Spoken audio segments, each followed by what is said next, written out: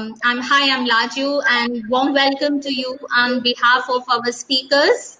Let me introduce. We have Mr. R. Karthik, who is the Chairman and Managing Director, Acharya Silicon Limited. We have Mr. Suchin Jain, who is the founder, director, and CEO at Innovia Consulting Services. And we have Mr. Abhishek Jain, who is the senior program leader at the Council on Energy, Environment, and Water. So we have a great team here who is going to speak about solar and opportunities one can find as an entrepreneur to be in this field. And on behalf of the solar team, which is a unit of Orbit Exhibitions and Conferences, welcomes all of you.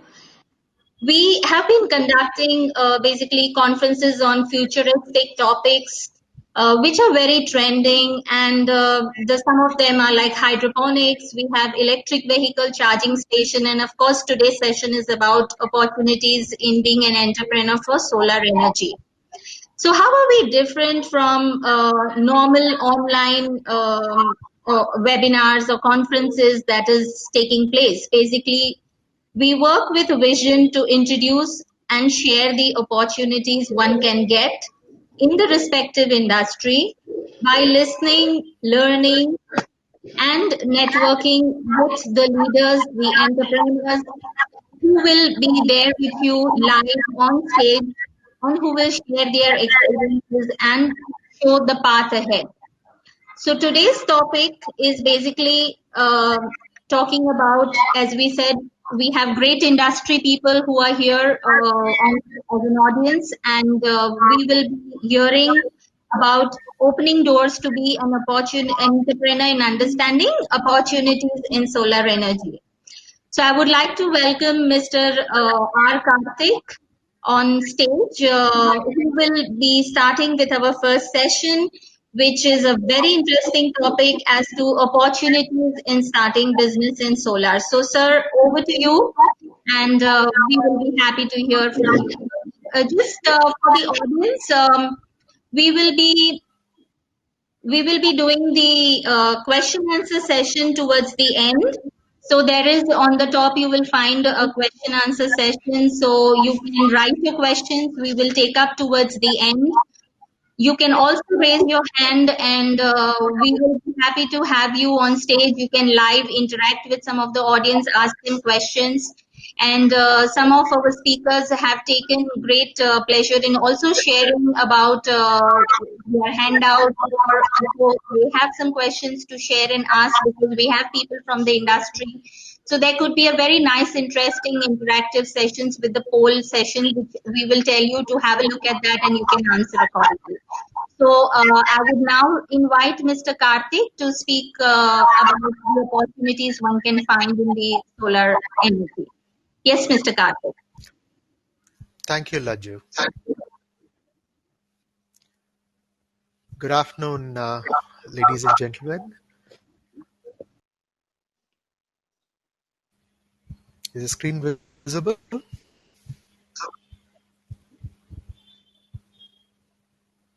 Yes, it's visible. Yeah. Okay.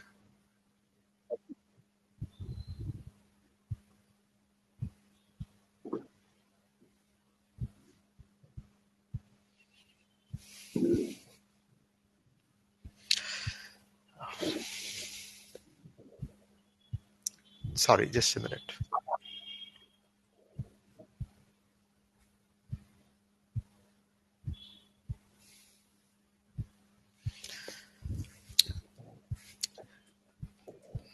Topic is on market opportunities in solar.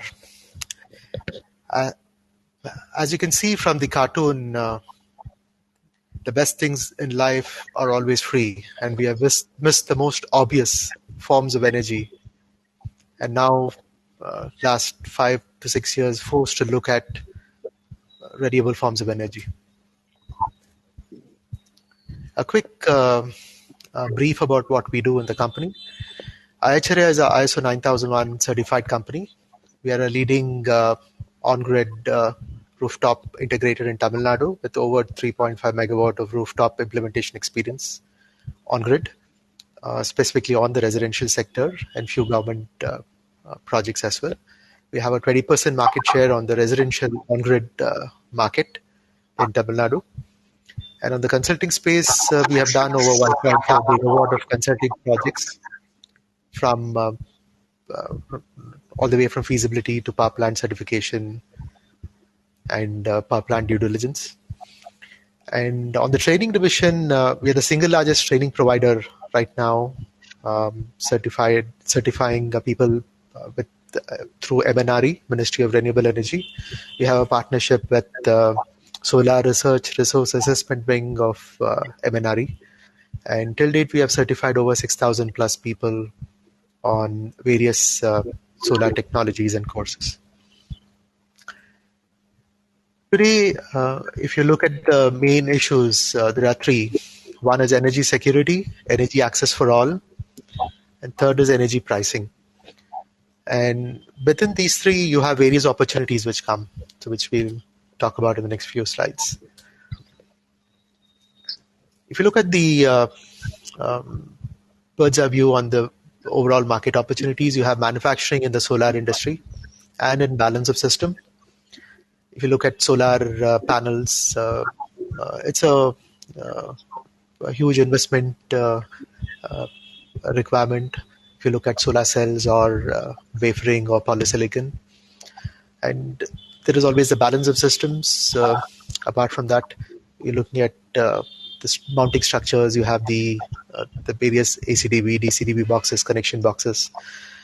You also have this inverters on grid and off grid. So that's an opportunity today. And if you look at the small, medium businesses, there's a good opportunity today for on-grid inverters, because most of the inverters which we see in the market from leading brands are white-labeled, either from China or Taiwan. And with the current, after the COVID, we see many companies in India getting into maybe a complete knockdown manufacturing on solar inverters. So that's going to be one major area which we can see a lot of traction in. The second area is off-grid, on-grid integration opportunities on solar. Could be both rooftop and ground-mounted plants. The third one is operational maintenance on solar power plants. You'd see asterisks next to it. Basically, I'm just indicating that this is going to be the lowest hanging fruit in the market today, wherein the barrier to entry is going to be low, and there's going to be huge potential to look at business in this area. The fourth one is solar consulting. It's slightly niche, but if you can get into the technical aspect, that's also a good area. And you have always the solar trading. You can distribution, buying, selling products on solar. We'll go into each one of them. On the rooftop opportunities, we see the biggest opportunity on the sub 5 kilowatt space. And this is going to be majority on the on-grid space. And many states have made it mandatory for solar installations on new projects. So we see, we're going to see a lot of business coming this way. The next one is the small systems, smaller products, sub 200, 300 watt products, home lighting systems, small solar chargers. So that's another product opportunity. Could be either manufacturing or reselling. Then you have on solar wind hybrid plans. Today, solar wind hybrid, we understand from the ministry that they are trying to push and make this come back in on the small solar wind space, because this is going to be ideal for hatcheries, cold storages, telecommunication equipment and setups, schools, resorts, and it also helps meet several applications in the villages. And the best thing about solar wind hybrid is it can work not only during the day but also in some hours of the night. And many opportunities are coming up on small solar wind hybrid with storage. The next one we can see is the build, operate, own models on rooftop power plants, 50 kilowatt and above. Currently, with the COVID, many companies are now cash strapped, and they are looking at many manufacturing companies, and they are looking at people who can reduce cost of power for them. So you have many banks today who are willing to support investments on rooftop, third-party rooftops, provided there's a good power purchase agreement from the um, off-taker. And you're looking at a double B or a B, or triple B. So that is a basic requirement which many banks are setting. Public sector banks are more flexible. Private sector banks are more they're looking more at higher credit-worthy customers. So the interest rate, if you look at Punjab National Bank, it varies from 7.25% to 8% for these rooftop plans with 70% debt and 30% equity. So there's a good opportunity if somebody has access to small or medium capital. So this is a good area to get into. And currently, with SIDBI also coming in on a lot of funding post-COVID and to support the industry, this could be an opportunity to look at. One could even start small and after 12 or 18 months, sell this as an investment to somebody else who's looking at a definite return and move on to the next opportunity. The next one is on large utility scale plants. You're going to see a lot of solar wind hybrid with and without storage. So today, if you look at the wind industry, there is a lot of land under the wind turbines, and 70% typically of this land can be used for solar. And existing wind farms getting converted into solar wind hybrids. That's what we're going to see. The next one is on. There's an excellent cost opportunity for large corporates who are looking at captive consumption. So, and for corporates who are not looking at investing themselves, there is always a build, operate, own model on large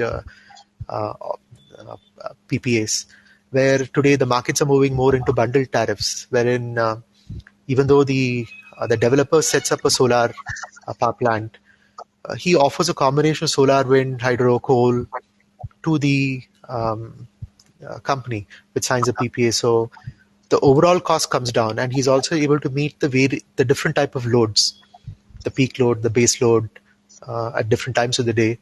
And this is now being looked at more by the larger corporates.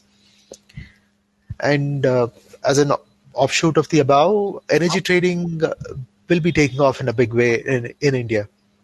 So coming to opportunities on trading, you have the distribution stockist models with minimal investment, and one could set up a regional stockist option or a distribution model and look at catering to the local market.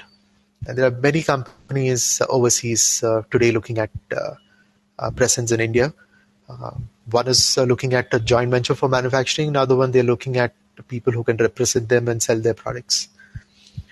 The second is there are small to medium-sized manufacturing companies on the solar value chain.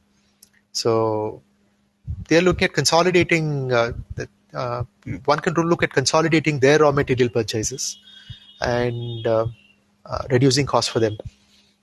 But let's say there's a 25 or 30 megawatt solar panel manufacturing company, and the cost of cell which they procure may be, let's say, a certain number. If they join with 10 other people, or somebody can consolidate 10 other such similar manufacturers and buy cells and supply, the cost would come down. And this is already happening in the market. But a decent size investment or a good line of credit is required to get into this. If you look at even regional mounting structure markets, today somebody could even buy the basic raw material, basic aluminum or the basic steel, and supply it to multiple small mounting structure manufacturers. So that could be even a smaller investment opportunity to go after. The third one is taking up an agency with no investment. So, and next one is energy trading. As I told you, that this is going to be one of the biggest plays in the next decade. One doesn't need to have a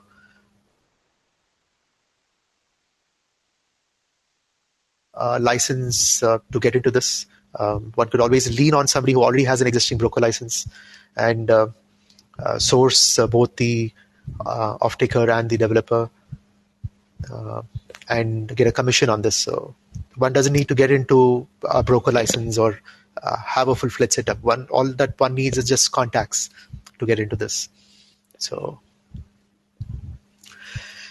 next one is on solar consulting. You have owners, lenders, engineers, typically power plant certification, design vetting of existing power plants or even new power plants. Power plant certification today is now picking up very aggressively in the market, with many mergers and acquisitions also coming into the market. And especially post-COVID, we are going to see many plans up for both for acquisition. And this is a good opportunity because any plant over 5 to 6 years typically has a gap between what it has been designed and what it is currently generating. So one would need to do a complete due diligence, either on the developer side or on the side of the buyer, to do a analysis on the power plant as to how to fill the gap. And filling the gap comes into power plant optimization. So if you look at solar consulting, the highest opportunity comes on the power plant optimization today. Basically, there are so many plants today out in the market which are underperforming. And power plant optimization could be with minimal investment, wherein you do a detailed analysis of the overall power plant on various strings or various modules, and you do a mix and match of the wattages, and you do a binning or a pooling, and you can work out on the best solution for the customer with the minimal investment. In case the customer doesn't want to spend into reinvesting into infrastructure again. The next one is on solar forecasting. Today,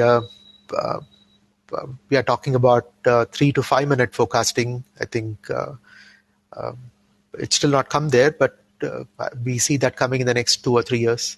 Maybe even sub 3 minutes, 2 minutes, 3 minutes on the solar forecasting side. Solar forecasting starts with weather forecasting and goes into irradiance from weather. If you're looking at weather forecasting, today, if somebody wants to enter into this, you have a lot of numerical weather prediction tools available through IMD, Meteorological Department, Ministry of Earth Sciences, where if you can work on these statistical models, you can get into this. It's more niche, it's more technical, but we can always learn and get into this. And with the basic free tools available, you can come to a fair degree of accuracy. But if you decide to buy the various data, basically you have data on weather coming to almost 30 to 40 years internationally with various providers. And also with in India, you have through IMD, you have various weather stations and solar stations through National Institute of National Institute of Wind Energy in Chennai. So you can buy data from them and use that for both solar forecasting and also extrapolate that for wind forecasting also as and when required. And the next one is being a sales agent for multiple companies on the consulting space. All that is required is just contacts to get into the space. And there are many providers today on power plant certification, power plant optimization, and solar forecasting. So I think this could be a very good opportunity for companies who are not into the consulting space, and people are into maybe a manufacturing on inverter or on BOS. They can look at getting into this and referring contacts to people who are strong on the consulting space. And coming into O&M opportunities, today the biggest challenge in the solar space is O&M. And as I mentioned earlier, the automatic offshoot opportunity from the O&M is the solar optimization. So I'll just show you some pictures in the next few slides where you would see the need for solar optimization and O&M. You see here a power plant, after 3 or 4 years, they have gone back and changed some panel connections, some string connections, and the wire is still hanging all over. So this is open to nature and any rodents. So if some rodent bites into it, you're looking at generation also coming down. This is a panel cleaning issue where you see residuals of dust settling down into a specific panel where the other panels have been cleaned. And this is a slide where you can see issues on the tracker. After 5-6 years, you see various trackers at various orientations. So even though there is all this opens up scope for O&M. And here, there's a slide where you're talking about panel cleaning here, residuals from an automated panel cleaning. So this creates a hotspot and reduces the output and efficiency. Again here, crow droppings and dust collection. And this is on bad geotechnical survey and mounting design. So improper geotechnical survey. They have designed the mounting structure and the foundation, and after a few years, you see the state of affairs, and the soil sinks, the mounting structure sinks, and the output varies. And typically, the lowest output of the string lowest output of the panel on the string becomes the output of the overall string. So if there are multiple strings connected, so this also affects the generation. So you also see related issues over a period of time with the mounting structure down below moving. You also see the panels also changing orientation on top. Something similar. The ballast here in this slide has not been designed properly, and a medium to strong wind has just lifted the panel along the ballast and flipped it over. So designing the structure and designing the overall civil based on what the requirement on the roof, and doing a proper study there is required. And there's another issue over a period of years with the mounting structure moving. You also have other issues on the clamps, and there's another issue which you can see, the panel cracking and breaking up because of mounting structures changing direction, orientation. And hotspots is a major issue, either because of improper panel cleaning or improper structure design, where it creates hotspots. And if it's not addressed, hotspots can actually create a fire. So to sum up, these are the basic market opportunities which we have spoken up: manufacturing in the solar industry and balance of systems, off-grid, on-grid solar opportunities, O&M on solar power plants, solar consulting, solar trading. And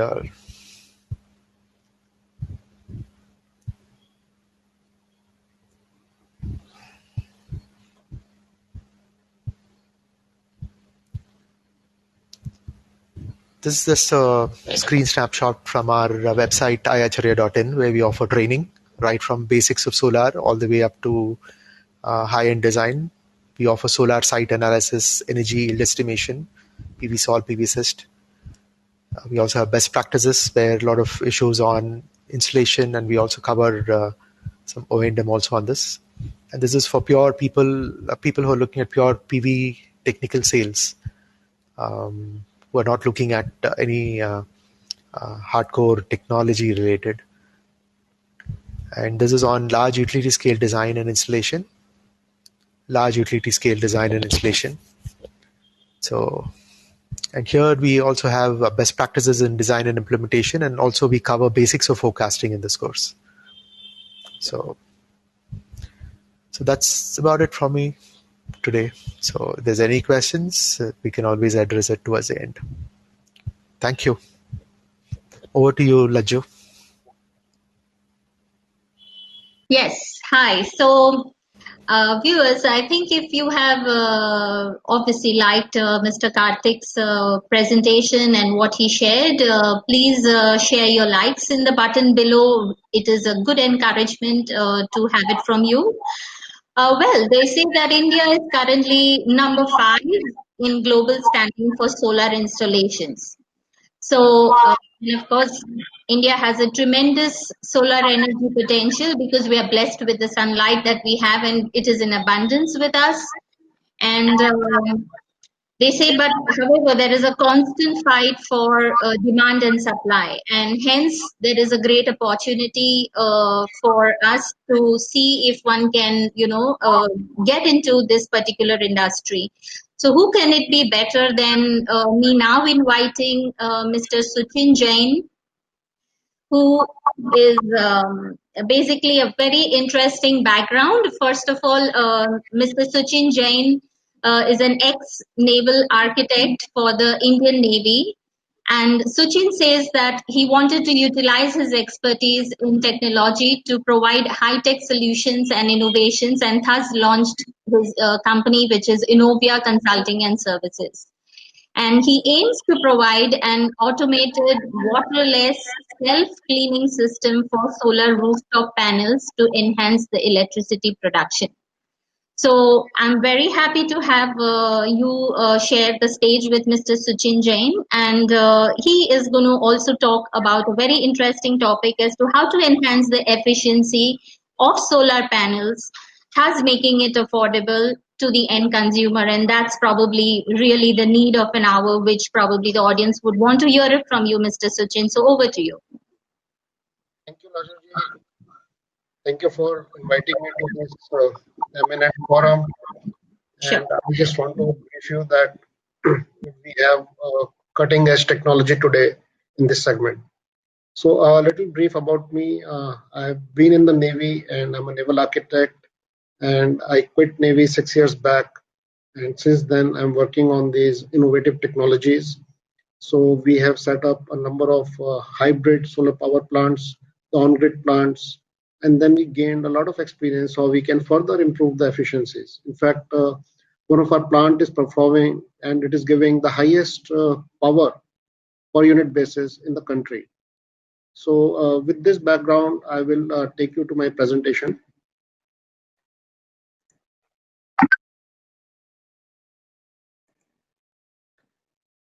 So before I start my presentation, I would ask Pradeep to give the first poll, the Q0. Can we have Pradeep or Piyush to give the first poll?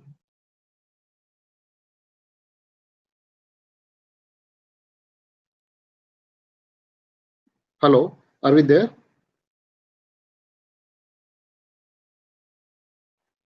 Pradeep, can we have your poll?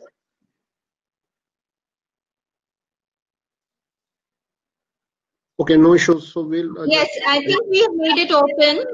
Okay, not an issue. Yeah. So Innovia Ventures Private Limited is a consulting and services company.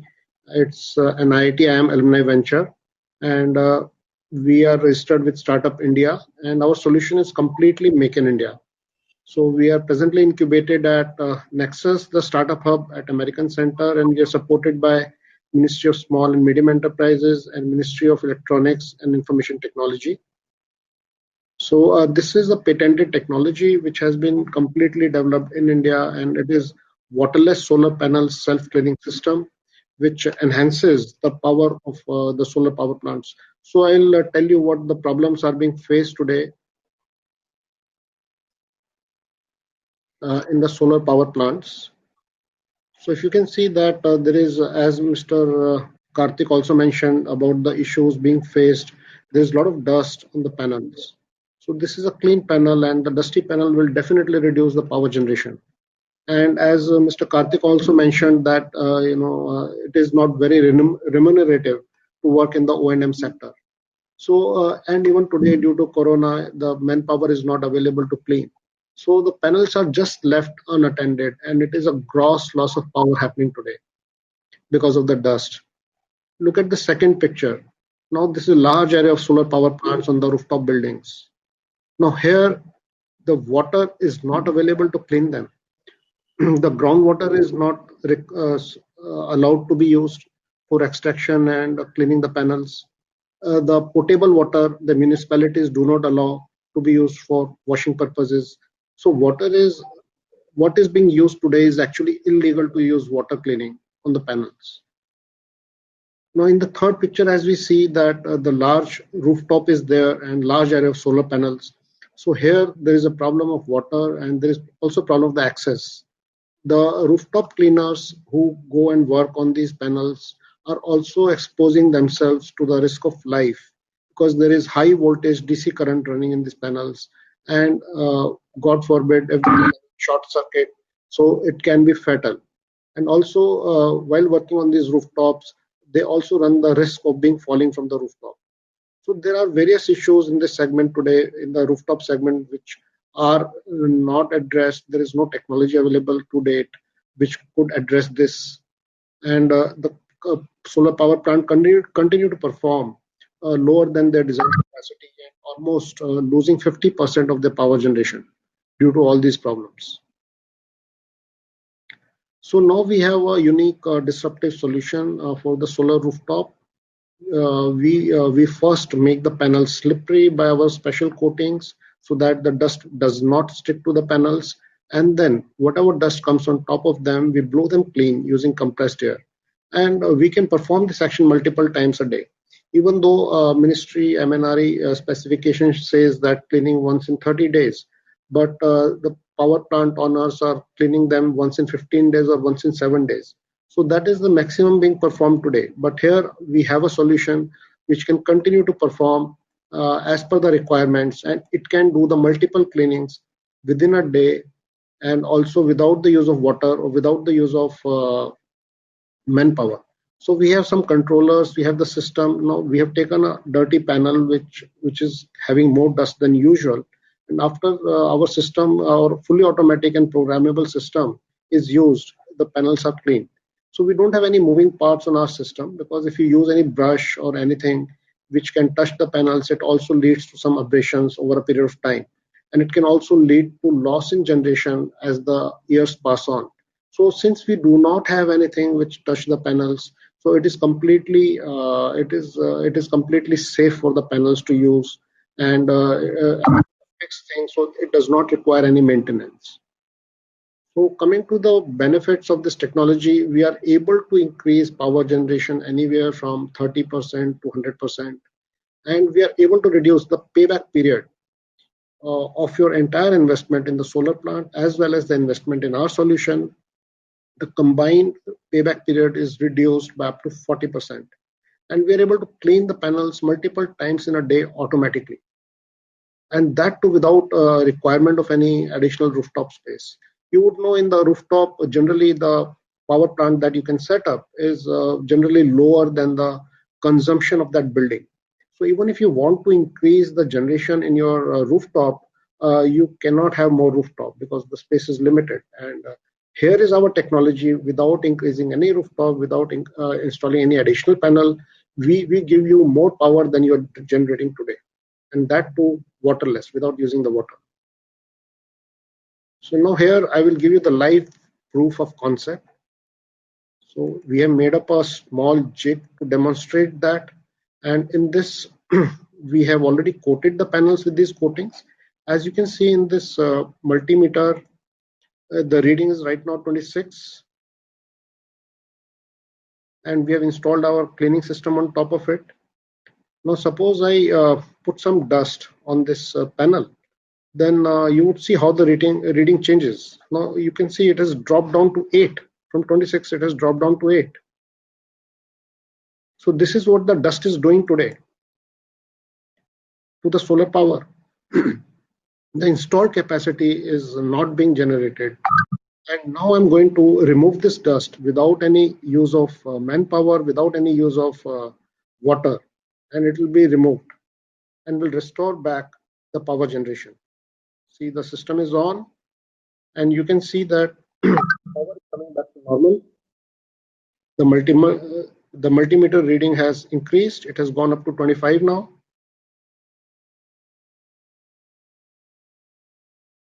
So it's come back to the original form after cleaning. So this is the proof of concept that we have using this technology. Now let us see how this technology performs on a live panel, on the big size panel. So here we have taken a panel at a very low angle. So if it can clean the dust from a low angle, low slope panel, it can definitely clean the panels which are at a higher slope. Now in this we have put the dust which is more than normal. So this panel is already coated with our coatings. We have put the dust here. Now you see how it will be cleaned by our system very effectively.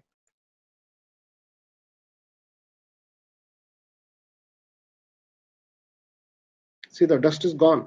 The panel is clean.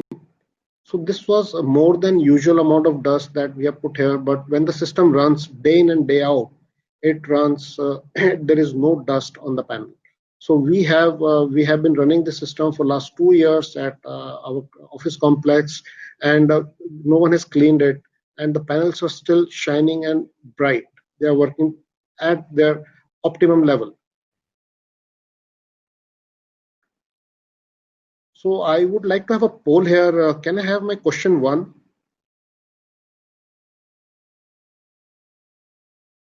Okay, I believe it is not there. So the polls have been opened and the people are answering the questions based on what you've asked. Sure, thank you. Yeah. So now I will move on to the next one. So I'm going to the cost benefit analysis. Here this analysis is for the life cycle of the entire plant. Now here, whenever anyone talks about the payback period, they generally take into account the capex. No one takes the real opex into the account. But here we are taking into account the complete capex as well as the opex of over the life cycle of 25 years. So let us go by the solar plant first. Let us understand what are the cost mechanics here. In the capex, the MNRE benchmark cost is 53,000 rupees a kilowatt. Now it includes the O&M for first 5 years. So I am taking the O&M cost for only the next 20 years, assuming a rate of 1.5 per watt, assuming lower size power plants, let us say up to 100 kilowatts. So this cost comes out to be around 30,000 over 25 years. The water cost, generally people don't take, they think the water is free, but it is not free. The water has a cost.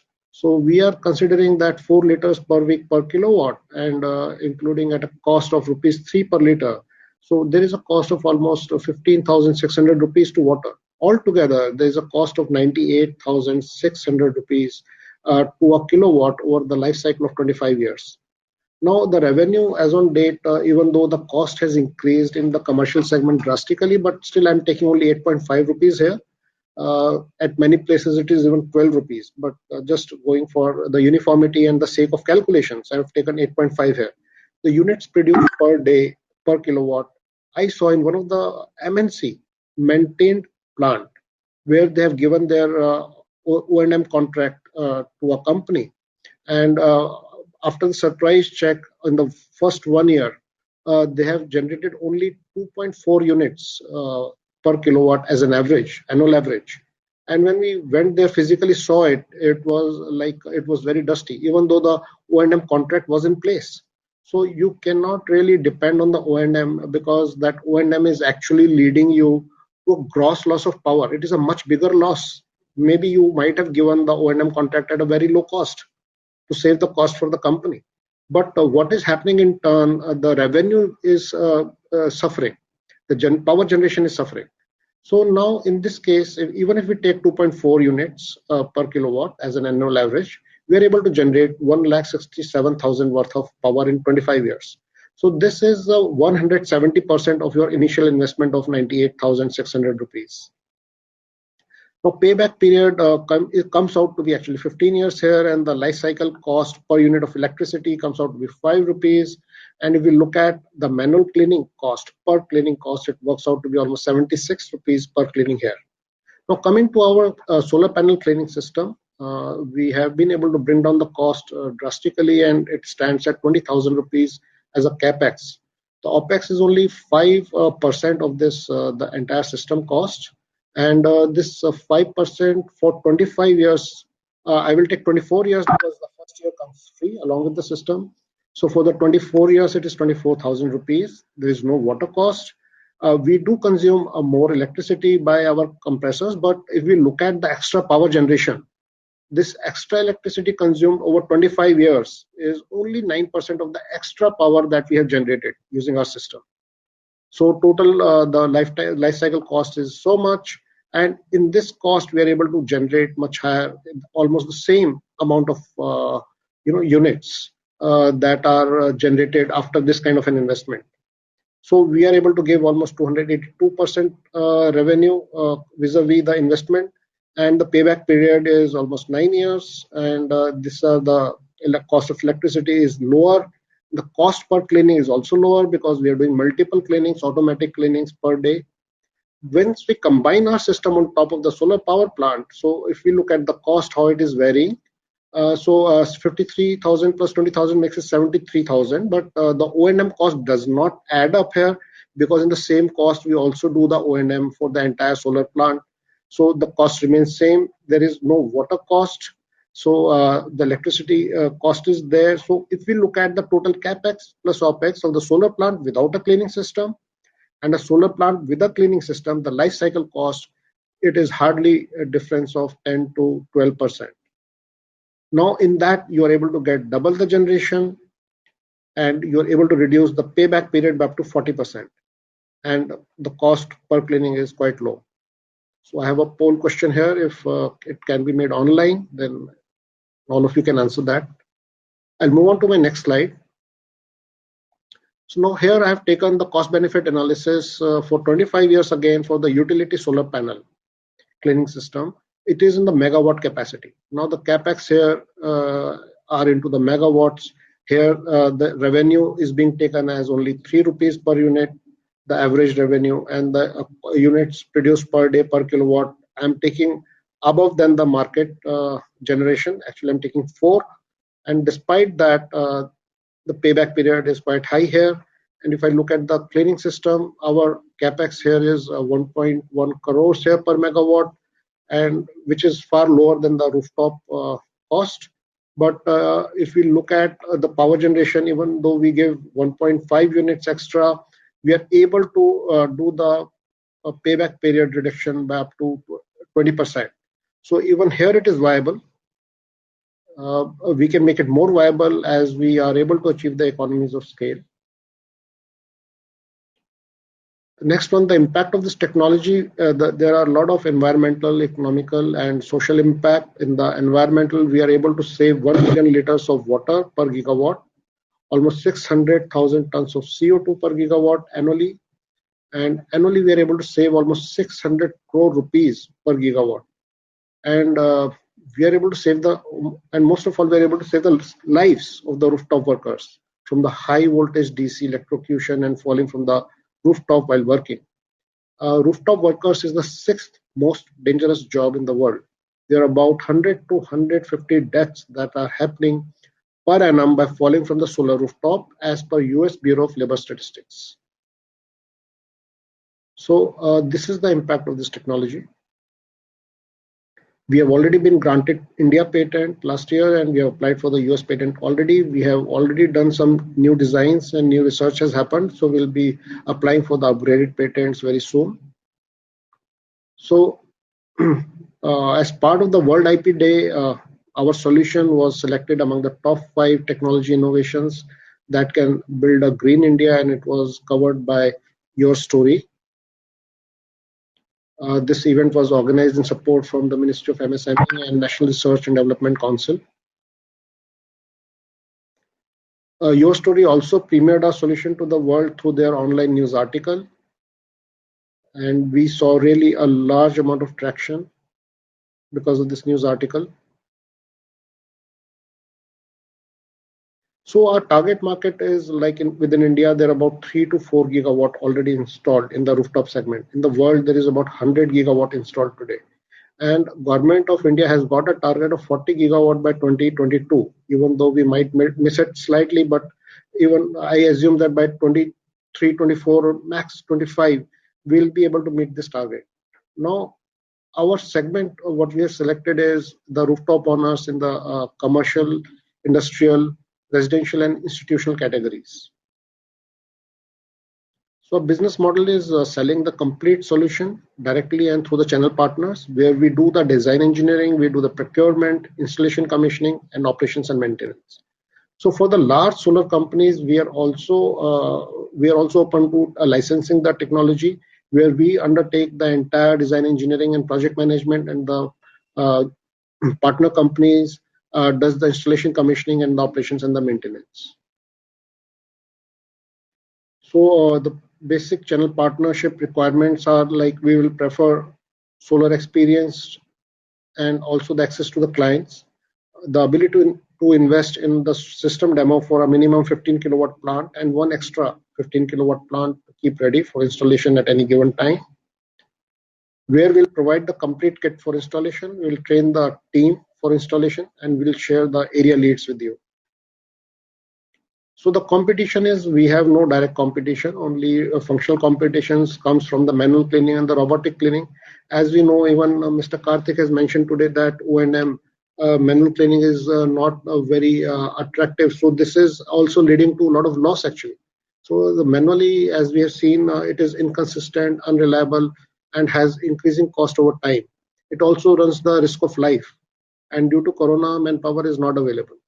So the robotic is also still requires manpower to handle it. It is unable to reach the remote and inaccessible panel locations, and it is not suitable for the rooftop market. So we are the only solution in the rooftop segment where we are able to increase the generation substantially, and we are able to provide the multiple daily cleanings cost effectively. We are fully automatic, programmable, and waterless. We do not have any moving parts on the panels, and there is no threat to life due to shock or inconsistent use of water, and we have been granted India patent, and we have also filed for the US patent. So these are our certificates. These are patent certificate. This is ISO 9000, NSIC, CARE rated, startup certificate, and MNRE empanelment. We are also member CII and MSME. So conclusively, we are a disruptive technology which has got large impact and large market size. So invite you to join us, and let's together improve the efficiencies in the solar sector. So thank you, and I will really look forward to the your response. And I'm also ready to take any questions at the end of the session. Thank you, Ms. Laju. Over to you. Yes, sir. Yeah. Okay, so viewers, I think it was definitely an extremely informative session by Mr. Sachin Jain. I'm sure the people who are listening and who are present here, I see that quite a few of you are from the field of solar. Most of you hold a designation of managing directors and proprietors. So I'm sure you found Mr. Sachin's sessions equally interesting as what you found for Mr. Karthik. And we have another speaker joining in next, that is Mr. Abhishek Jain. Kindly do not go by his age or by look, because let me share something very interesting about him. And he is basically a senior program leader at the Council on Energy, Environment and Water. And Mr. Abhishek has built and leads the councils in practice on energy access, where along with his team, he focuses on provision of modern forms of energy for all, especially for the deprived. And he has published in many leading journals such as Nature Energy, and has contributed in several books which are published even by the Cambridge University. And he regularly speaks at various national and international forums. So, as I rightly said, that do not go by how he looks, because he holds great inputs even at the level of government departments that he shares his views. So his topic is of course relevant to what he holds in terms of his experience. He is going to speak about government policies, incentives and schemes on solar energy growth, so that it will help our audience to get a further path as to how to go about it in case somebody is interested to set it up. So over to you, Mr. Abhishek Jain. Thank you, Laju. I hope I am audible. Yeah. As Yes. Laju said, I will just quickly touch upon, from a government perspective, how the solar sector has been evolving in the country over the last decade or so, and what lies next, and what are some of the opportunities that it sort of opens up. And at the same time, what are the challenges that one needs to be a little more watchful of as we try to enter or build our businesses in the solar space. Let me just share my screen so that we can start the presentation.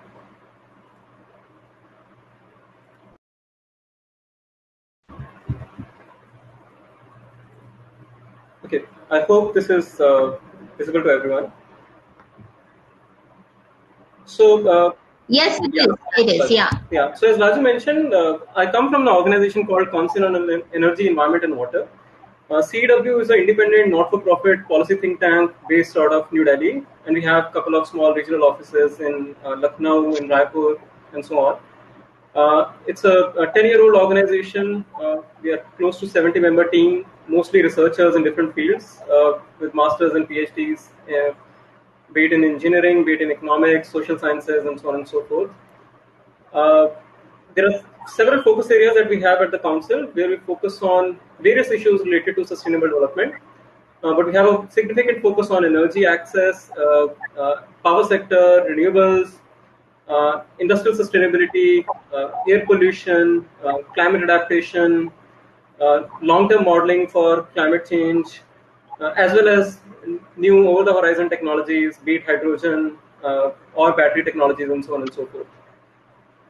So moving on to the topic of the day, what I'm going to primarily cover various government policies and what are the implications and realities associated with these policies, which are associated with the solar sector in the country. So let's start with the large scale, the utility scale solar, which has dominated the narrative in the country for sure over the last 1 decade.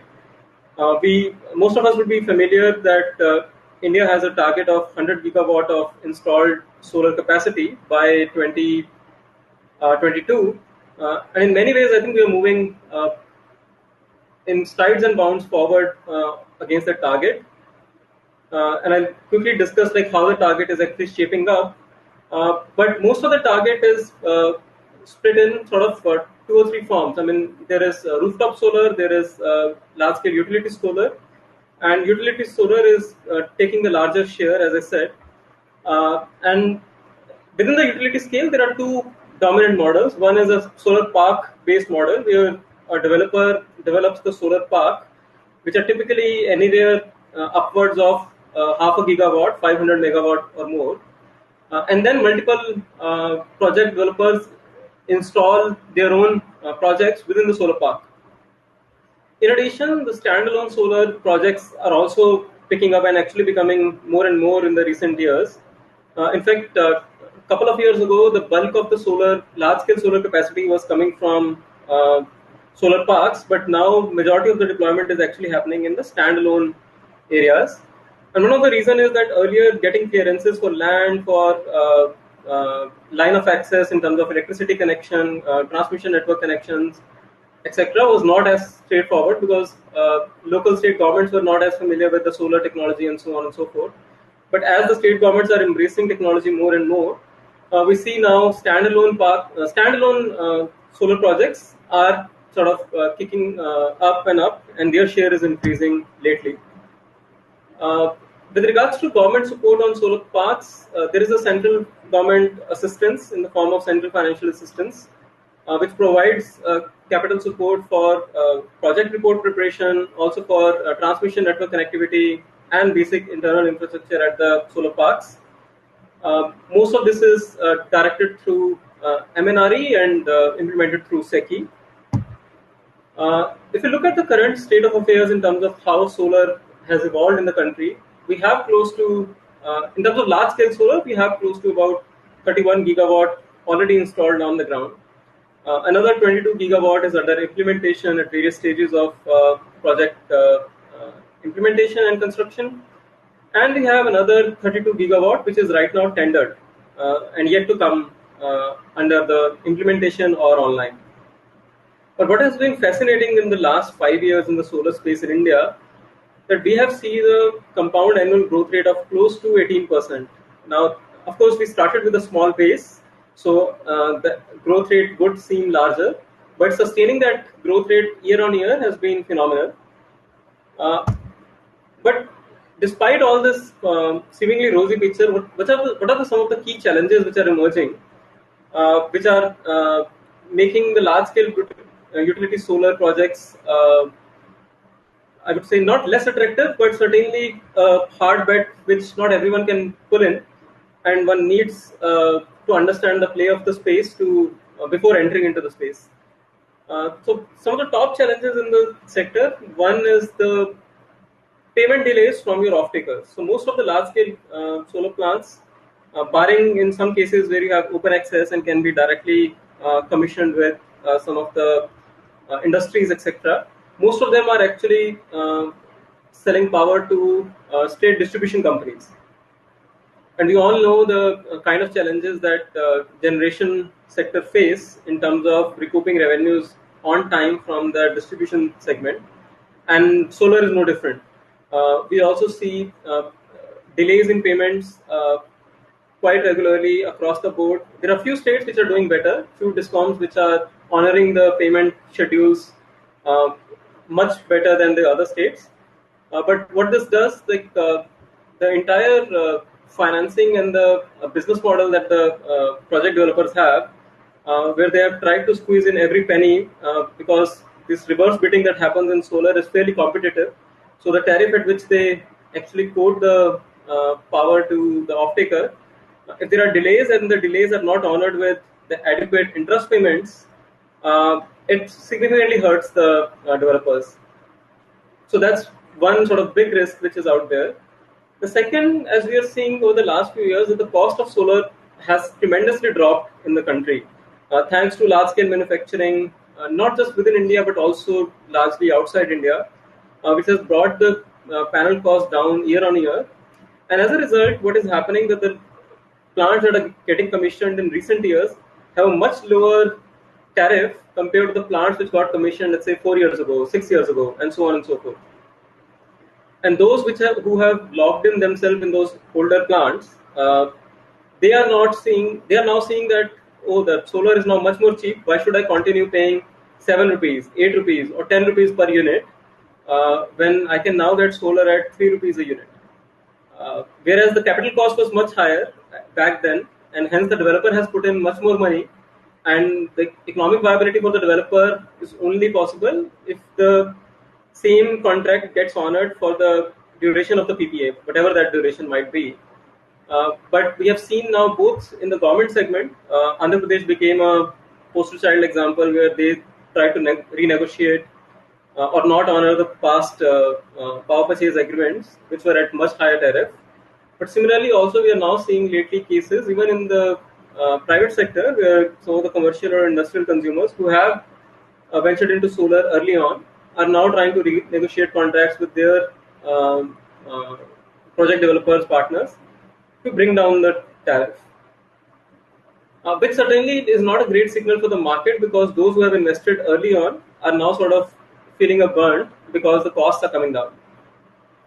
The next challenge is with regards to government policies on safeguarding duty and custom duties on solar panels. So as some of the earlier speakers also talked about, that most of the panels in India are still imported. Even if panels not imported, modules are imported. And there is a safeguard duty in place which government imposed last year.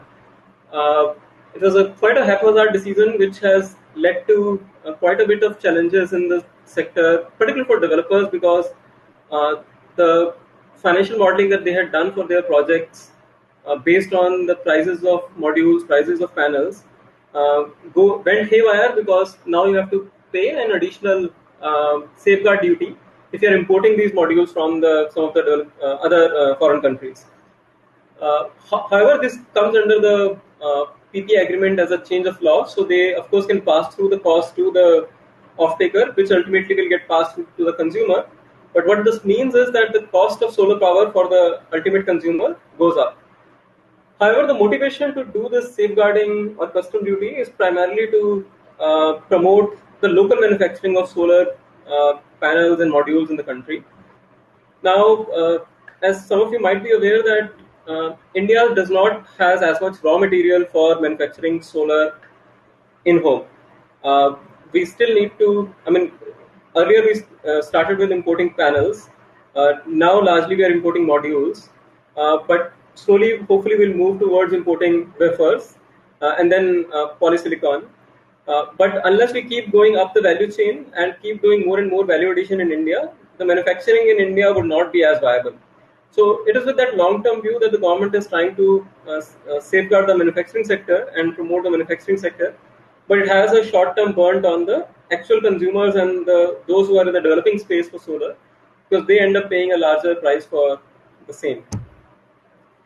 Now, what are the opportunities? Just as I said, like manufacturing is certainly something that the government is very keenly looking at. They certainly want to boost the solar manufacturing in the country, not just the vertical manufacturing, right from polysilicon till the final panel, but also horizontal manufacturing, where they're trying to integrate more and more electronic and controller components, inverters, as well as other balance of system materials, including structures and so on, where we can boost our manufacturing capability.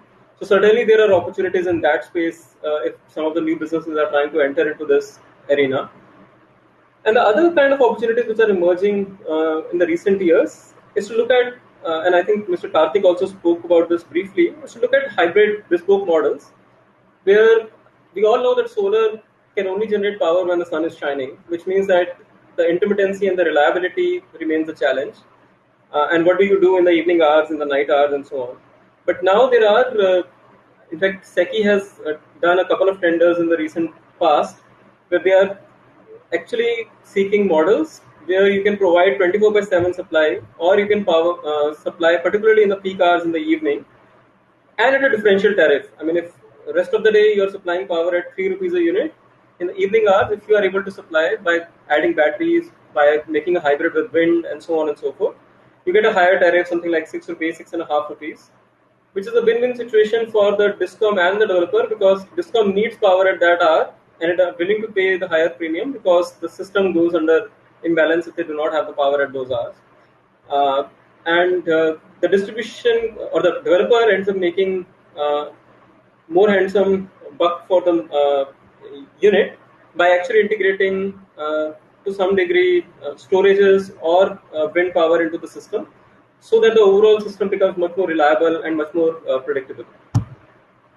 Moving on to the rooftop solar segment, in some ways this has been the laggard child, so to say, compared to 31 gigawatt of large-scale utility solar coming online. We have only seen about 3 to 4 gigawatt of rooftop solar coming online. There is a government scheme here which provides capital support in terms of the capital subsidy to the small-scale systems, primarily for the residential sector. Up to a 3 kilowatt system, there is a 40% capital subsidy provided. Beyond 3 kilowatt and up to 10 kilowatt, there is a 20% capital subsidy. And beyond 10 kilowatt, there is no subsidy. This is available both for residential sector, individual residents, as well as for the housing societies, residential welfare associations, and so on and so forth. But some of the limitations or conditions here are that the panels have to be domestically manufactured. It is only available for local manufactured panels. And of course, the project developer has to make sure that the project gets installed, and they need to be impaneled with the government, with the MNRE, in order to avail the subsidy. So that empanelment process certainly is one additional barrier or hurdle that the developers need to overcome. Most of these installations are happening on the back of net metering mode. Some of you might be familiar with this, but essentially what this means, if you are consuming 100 units a month, whether you are a household, whether you are a industrial consumer, and you're putting a solar rooftop on your top, and you are generating, let's say, 50 units a month. So effectively, what you will have to pay your electricity bill as would be the remaining 50 units. 100 minus 50, the remaining 50 units is what you have to pay your bill against.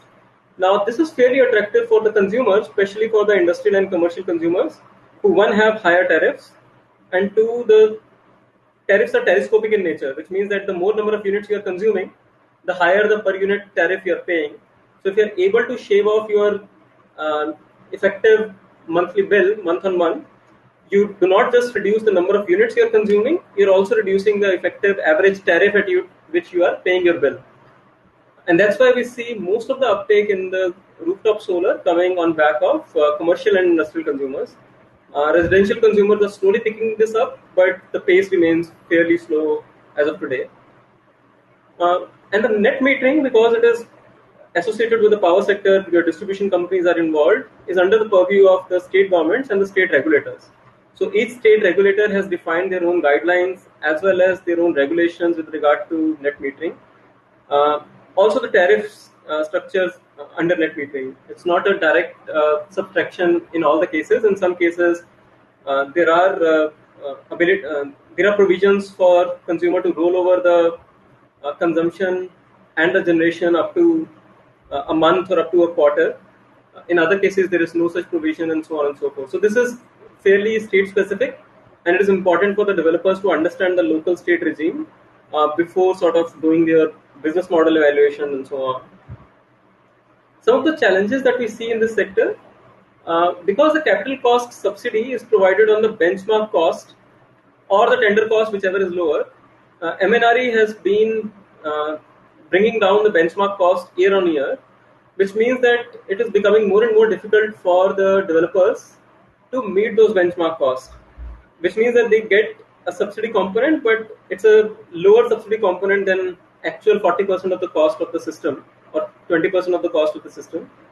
And hence, in order to cut the cost, usually some of the developers have started cutting corners in terms of quality, in terms of material being used, which can have long-term concerns because the consumer confidence will start coming down.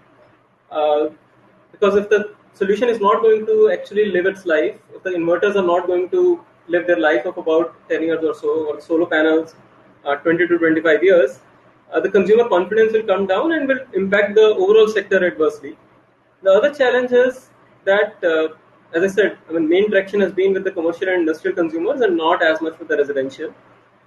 And third, and which is also the biggest challenge, in some ways the elephant in the room, is that distribution companies are not yet fully embracing rooftop solar as a solution in their areas. And of course, because DISCOMs are losing some of their best paying consumers, some of their highest paying consumers against rooftop solar. Your commercial and industrial consumers are your most reliable ones in terms of regular payments. They're also the biggest consumers and also the highest tariff consumers. But now as they move towards rooftop solar, the effective billing that you are making to the rooftop, to the industrial and commercial consumers come down, your revenues commensurately come down, and hence DISCOMs as of now are not as willing to look at solar rooftop and be bullish about it. And I think the solution here lies in looking beyond net metering, looking at more sophisticated ways in which the economics would work out between the consumer and the distribution company. Because right now, most of your electricity is getting priced in the actual electricity consumption. The per unit price is the dominant price. The fixed price remains very limited, what you pay for your meter, etc. Whereas the services that we enjoy cannot be all accounted for in that single quantum of kilowatt hour, be it the reliability, be it the quality, a unit consumed at 12 in the noon versus 8 in the evening has very different value for the consumer, whereas right now it is being actually priced at a same value. So we need to evolve towards more sophisticated tariff regimes, and then I think there is a more level playing field for DISCOMs and the developers to look at solar rooftop in more integrated way.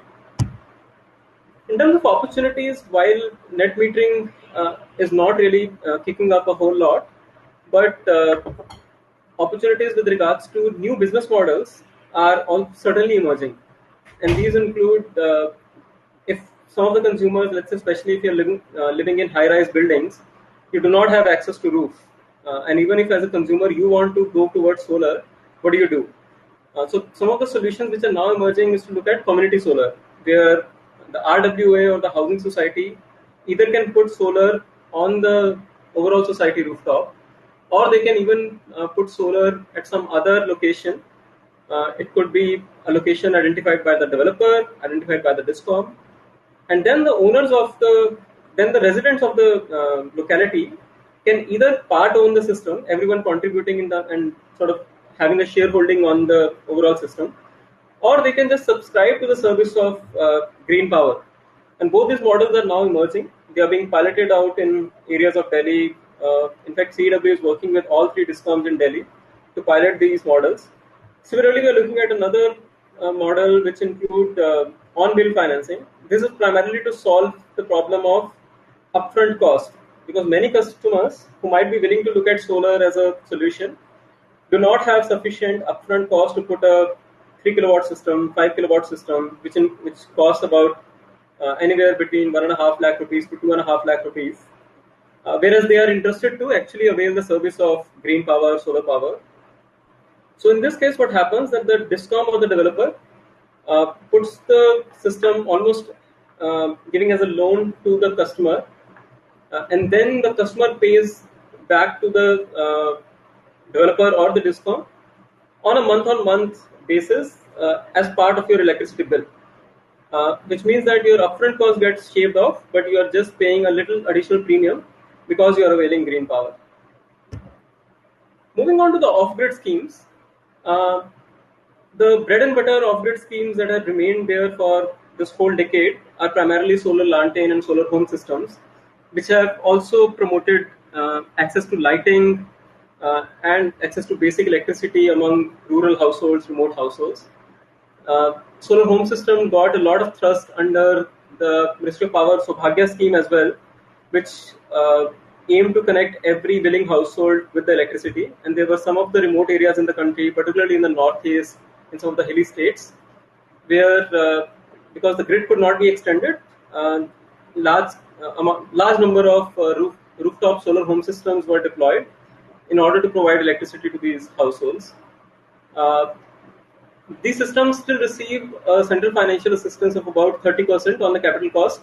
Again, the benchmark cost here gets revised year on year by the MNRE, and against that benchmark cost is what the capital subsidy is provided. The other area where Ministry has been working on is to look at solar street lights and study labs in a significant way. Right now, the Ministry is under one of their schemes is aiming to deploy 3 lakh solar street lights across the country. There is a central government subsidy of about 75%, and a 25% contribution is coming from the MP LAD fund, the Member of Parliaments who have their local area development funds. They are putting in the remaining contribution. And here the EESL, which is the Energy Efficiency Services Limited, which is a government PSU, they are the implementation agency.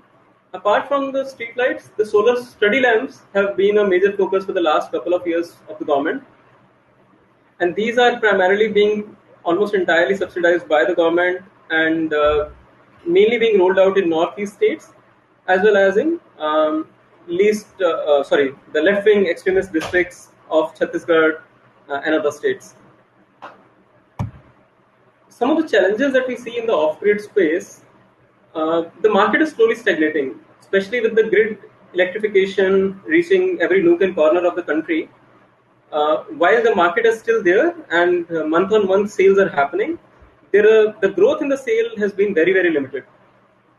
The other area within the off-grid space is what we call mini-grids and microgrids.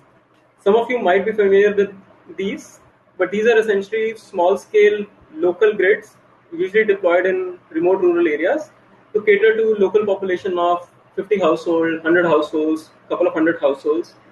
It's a decentralized system, usually anywhere between 5 kilowatt to 100 kilowatt and so on. And mini grids have actually not received any significant policy support from the government. And now with the grid extension, they also are a little unsure like what would be the future of mini grids. I think a significant role that mini grids can play is in the last mile service delivery to the customers. Distribution companies typically, even when they have extended the lines to all the rural areas, they struggle with actually providing reliable supply and reliable service to the rural areas. They do not have sufficient manpower. The low customer density in rural areas mean that the per manpower cost that they end up incurring in managing the customers is significantly high. Whereas these mini grid operators or microgrid operators are actually already there in rural areas. They have the social capital with the community. Their revenue recovery rates are much higher than the distribution companies. So the two have actually a very complementary strengths. The weakness of distribution companies are actually the core strength of the mini grid players. And if they together can work by integrating the mini grids with the grid, I think that's where the potential opportunities may lie and the challenges can be converted into opportunities. The other challenge in the off-grid space is the empanelment process. Again, each of these solutions against which the capital subsidy is provided by the government, the product need to be tested and need to be meeting the MNRE specifications in order to receive the capital subsidy. And usually the empanelment process takes a lot of effort and time from the developer or the system integrator side or the manufacturer side. And especially for some of the new products which are not yet well commercialized in the market, MNRE also does not have the specifications with them. So products are out there, but specifications are not there, and hence the MNRE support to those new products usually does not come through. But what are the opportunities that at least I see in this space in the coming decade or so? I think the last decade was primarily around small systems catering to basic lighting needs of the community. But this decade is going to be more about larger systems catering to the economic activities in rural areas, health and education activities in rural areas. We estimated CEW, we did a report last year, a market potential of about $50 billion US for just the clean energy based livelihood solutions. Think of both in the farm as well as non-farm value chain. You have solar pumps, cold storages, milling machines, agri-processing machinery, grading and sorting machines. In the textile value chain, you have solar charkhas, swing machines, solar looms, silk reeling, and so on and so forth. A lot of these solutions, livelihood-related solutions, can be powered very effectively now with solar or renewables, and can be cost-efficient for the end consumer. However, most of them have not yet scaled, and the market is at its nascent stage. And that's where, in fact, CW is right now working with Willgrow, which is the oldest and the largest social enterprise incubator in India. And we are running this program called Powering Livelihoods. It's a $3 billion program where we are providing capital as well as technical assistance to young startups and enterprises to help them scale up these livelihood solutions, which are powered by renewable energy, to help deploy these solutions in large number and effect a change on the ground. In fact, with Atmanirbhar Bharat Abhiyan, I think there's a even additional thrust to look at rural livelihoods and see how we can leverage clean energy to promote rural livelihoods. There is an announcement of 1 lakh crore being allocated towards farm gate infrastructure, which include your solar dryers, cold storages, and so on and so forth. There is an announcement of 10,000 crore rupees going towards micro food processing industry in rural areas. And there is an announcement of 20,000 crore going towards fisheries and fishery value chain. Again, cold storages become very critical in the fishery value chain as well. Finally, moving on to the last and the final slide, which talks about solar pumps and solar for irrigation, where the government scheme is called PM Kusum scheme. Some of you must be familiar with this scheme. There are 3 components to the scheme. First component talks about decentralized solar plants, particularly in rural areas, which can be up to 500 megawatt, can be set up by farmers, association of farmers, individual developers, primarily feeding to agricultural feeders in the rural areas. We have seen some traction coming. Recently, just a couple of weeks ago, we saw Rajasthan tendering out some of the capacity under the scheme. But most other states are still silent. It's been more than a year and a half that the scheme has been rolled out. But we have seen very limited traction on this front. The second component of the KUSUM scheme is to look at standalone solar pumps. These are just your off-grid individual pump sets which are deployed on the farm of the farmer. There is an ambition to deploy 20 lakh such pumps in the country in the next 2 years. India already has 3 lakh solar water pumps on the ground. This will be adding to that existing figure. And again, central government provides about 30% subsidy. There is an expectation that the state government will provide additional 30% subsidy, and the remaining 40% would be farmers' contribution, 10% as upfront margin money, and remaining 30% coming from the financing in terms of bank loan. The third component under the scheme is grid-connected solar pumps, where the existing electricity-driven solar existing electric pumps in the country are being solarized. There is an ambition to do 15 lakh pumps here as well. This scheme has received the least traction, especially because the existing electric pumps are with the distribution companies, DISCOMs, whereas the scheme is under MNRE, which is not the ministry which particularly interacts with distribution companies a whole lot. So the actual center state play here is not really been streamlined fully, and the incentive structures for the DISCOM are also not sufficient for them to look at this scheme or this component of the scheme in a significant way. So we haven't seen much traction here, and right now we are doing a study to understand what's the latest state of play on the ground with regards to this scheme. In terms of the challenges that are emerging on solar pumps front, one of the obvious one is that in India, the solar pump market has been primarily a subsidy-led market. Various states, including the central government assistance, has provided subsidy anywhere between 60% to more than 95% in some extreme cases, which means that the customer or the farmer is now aware that I really do not need to shell out a lot of money to actually acquire a solar pump for my field. And hence the private sector market is not really picking up as a result. There are, of course, some unique solutions which are emerging, which are called micro pumps. These are very small solutions, very competitive. They are still trying to evolve themselves and grow. But the larger scale solar pumps, 3 HP, 5 HP, are primarily dependent on government subsidies. The other challenge is, while the government has an ambition to solarize existing electric pumps, the viability of this solarization is not coming through, especially because the existing electric pumps and the farmers enjoy a large amount of power subsidy from the government, and they have no incentive to actually solarize their pump because they end up taking this 40% loan, and the returns are not really commensurate to the cost that they are putting in, even after selling the additional solar generated electricity back to the grid.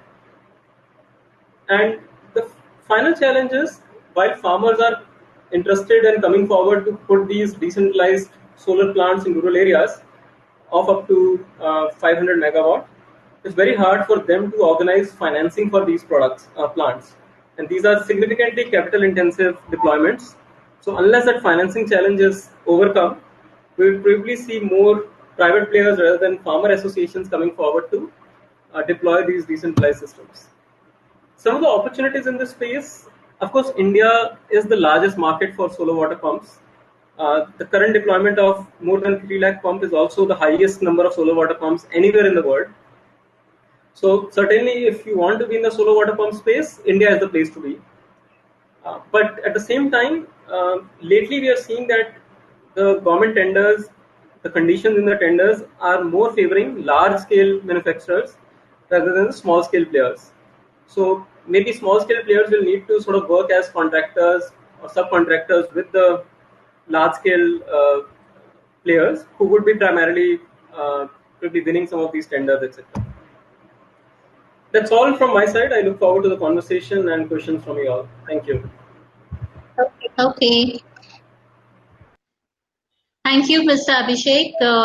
Very, very informative. I'm sure the audience will give most of the likes to you because it was so well that came from the experience of yours about the potential, the opportunities, and the challenges that one can find in this industry.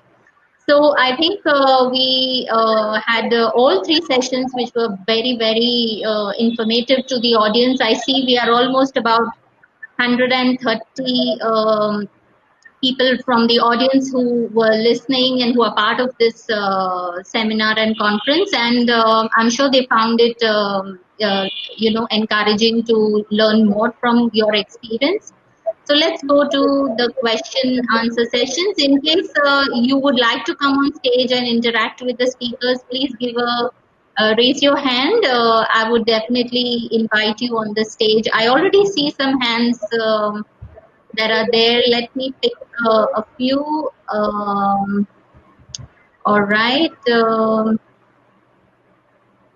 I have invited Vijay Singh, and I'm awaiting the response to come on stage.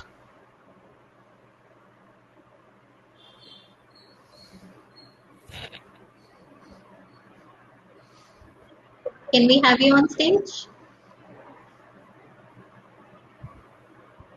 Okay, let me try another one. Mr. Kishan Satyani.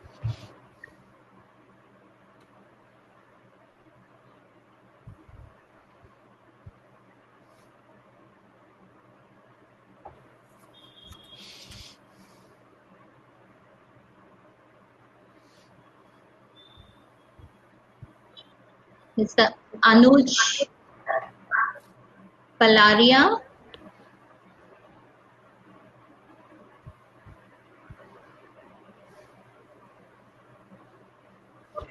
Okay, then I think let me read out some questions if we are not able to get them on the stage for some reason, because I've sent the invite response and we probably have. Let me try one more.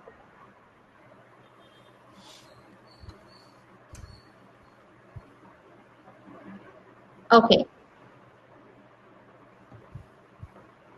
Can you raise your hand again? I think if there is an issue, then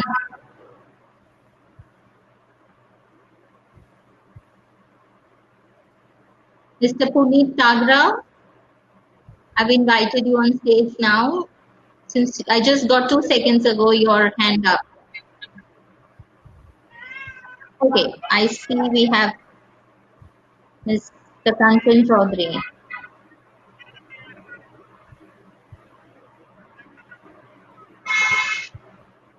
All right, let me read out. One of the question was who can do power plant certification and optimization was one of the question.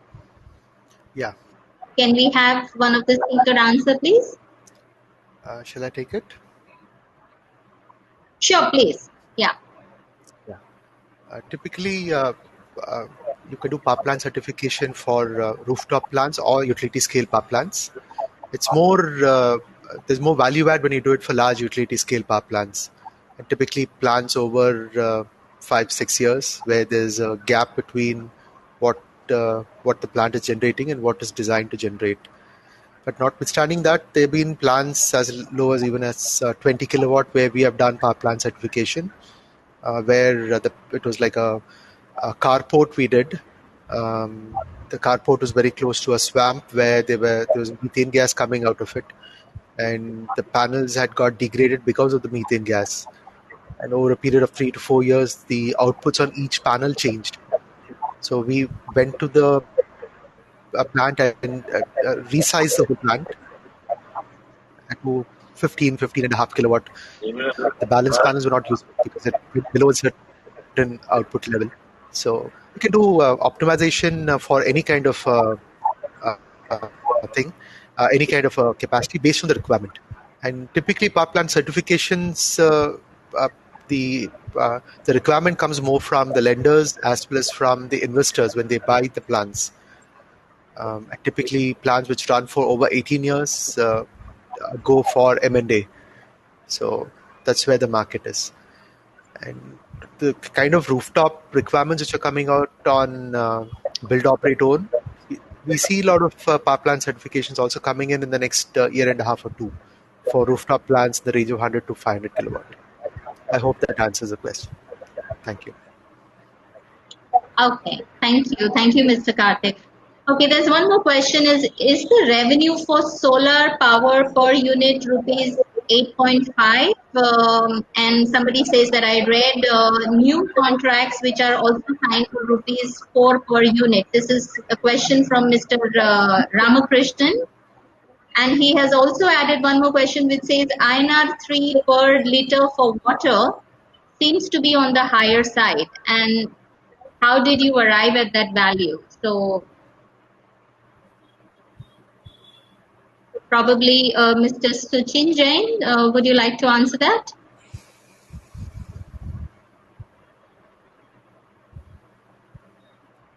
We have you on mute, so you just have to unmute yourself.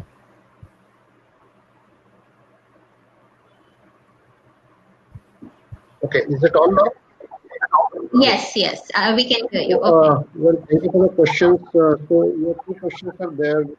Yeah, one question was, is the revenue for solar power per unit rupees 8.5? And I recently read contracts were signed for rupees 4 per unit as well. Yeah. And followed by a question by him was also that INR 3 per liter for water seems to be on the higher side. How did you arrive at that value? So I will take first question. That is about the 8.5 rupees versus 4 rupees. No, Sure. there are two different segments. Like the 8.5 rupees is the cost of the power what a customer gets at his end, which he gets to pay in his bill. And 4 rupees, what you are probably talking about, is the power which is being sold at the point of generation by the solar plant developer. So these are two different costs, and in between the cost is for the distribution and transmission. That is how it is. So even though I mentioned that 8.5 in the commercial and industrial segment has today risen drastically, it is almost anywhere between 10 rupees to 12 rupees. So the 8.5 itself, which I took, was on the lower side.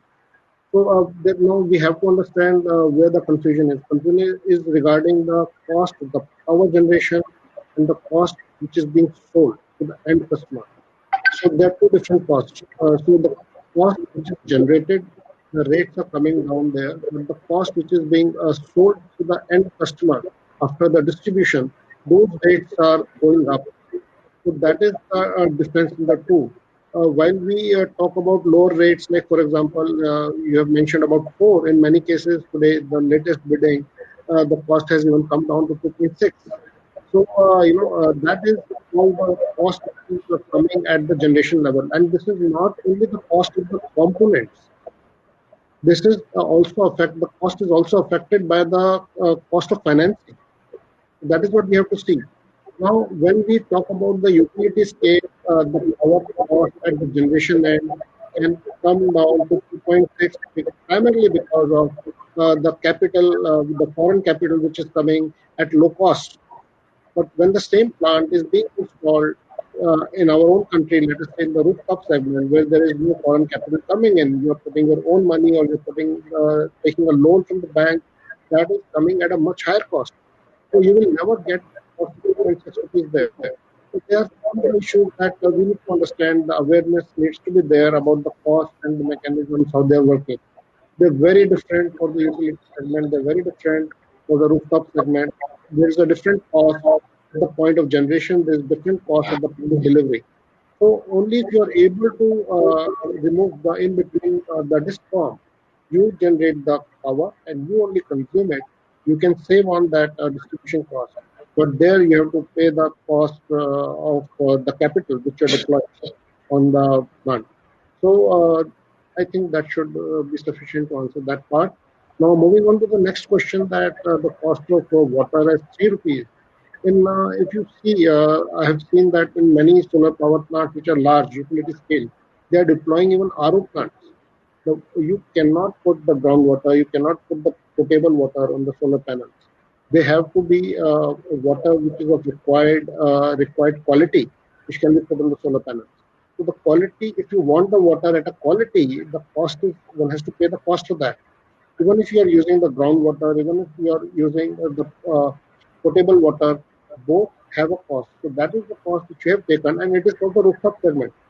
So a rooftop segment is in a general household where you will run your motor, you will run, you will pay the cost of the, you will pay the cost of the water, and somebody will carry it also. So everything has a cost. That is the cost which you have taken over there. And if you see that the amount of water which I have taken, 4 liters per kilowatt, is also on the lower side. Actually, this is for the utility scale, these figures. For the rooftop scale, this will be at least 3 to 4 times, maybe 5 times higher. So that is the cost comparison. I think over to you. Okay, thank you. In case there is anybody who would like to come on stage, you can raise your hand. I'll try once again to invite somebody. Otherwise, then we will probably move towards the end of the session. Mr. Puneet Tandra.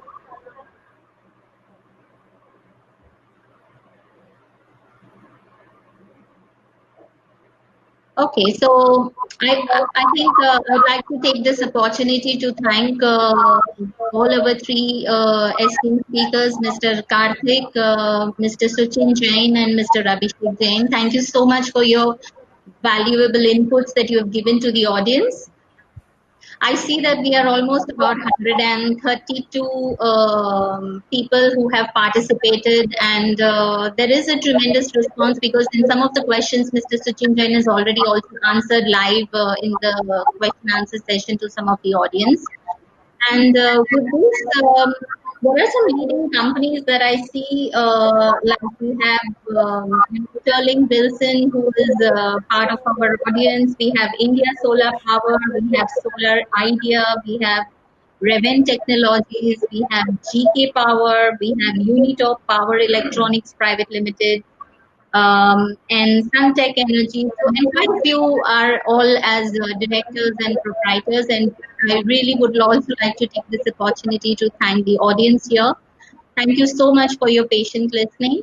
And I think in case we started a bit late and there was some, late incoming by some of the audience, in case you missed out and you would like to hear the recording from the beginning, we'll have it recorded. We will be happy to share the link with you if you'd like to have it from us. And with that, we basically come towards the end of our session. And I'm also happy to say that, with today's requirement, we also got a lot of response from people who would like to get into solar setup, or who probably would want to know as an entrepreneur, if one would want to enter this field, what kind of government aid, what kind of opportunities, what kind of options can I get into manufacturing or dealership or retail. Then we are conducting an upcoming seminar for somebody who's interested to set up, which will be on the August 7th, 8th, and 9th. And it is going to be a government certified training, which will be for 3 days, for 3 hours. It's going to be online, and we will be happy to connect with you on that for the seminar. And do please let us know if you're interested. Then we will have you with the government certificate, which will help you also with subsidized rates and explain government policies, some of which what also Mr. Abhishek Jain mentioned in his presentation, that there is a huge, tremendous potential and a gap and the challenges where you will need these kind of government supports, and one can basically work in hand with that once you attend that training of ours, which we will conduct. So with this, thank you so much once again to our esteemed speakers and the audience. Also, we have an opportunity in this particular system that we have. You can, the audience, as I see that there are interesting people. In case you wish to network amongst each other, or just speak about your current industries, what is it, your concerns, or what is going on. You can please come into the lobby section, and you will find tables over there. You can grab the tables. You will be happy to find each other. There are about 4 chairs each table. Once you go into the lobby, you will have to take one of the seat, and then you will be able to see as to who are the people on the other chairs sitting, and you can probably then move on from one table to the other if you wish to interact with some other audience. So it's a good networking opportunity where we are all at our respective homes, and in such times, probably I'm sure you're missing talking to the industry and the people. And what better platform can it be that you get an opportunity to interact with the leaders in the audience, to network. We are about 130 plus, as I said. So please be happy. Maybe we will keep the floor on for about 10 minutes for you to network and interact.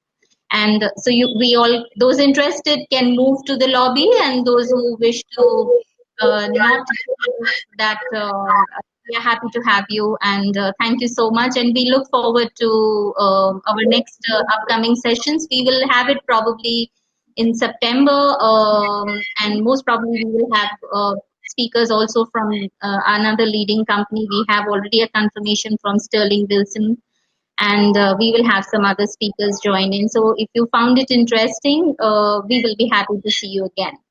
So thank you so much once again, and we can move to the lobby for those who wish to network. Thank you. Thank you, Logi. Thank you. Thanks a lot. Thank you, Mr. Abhishek, Mr. Karthik, and Mr. Suchinchen. Thanks a lot.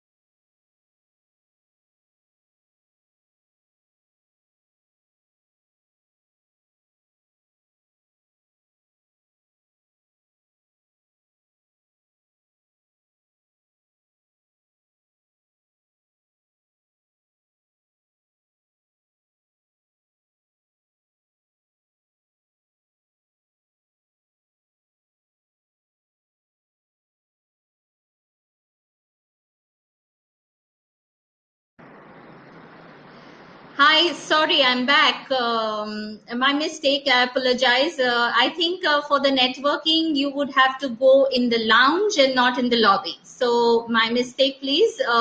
If you wish to interact, please go in the lounge and not the lobby. Thank you. Thank you for your patience. Thank you.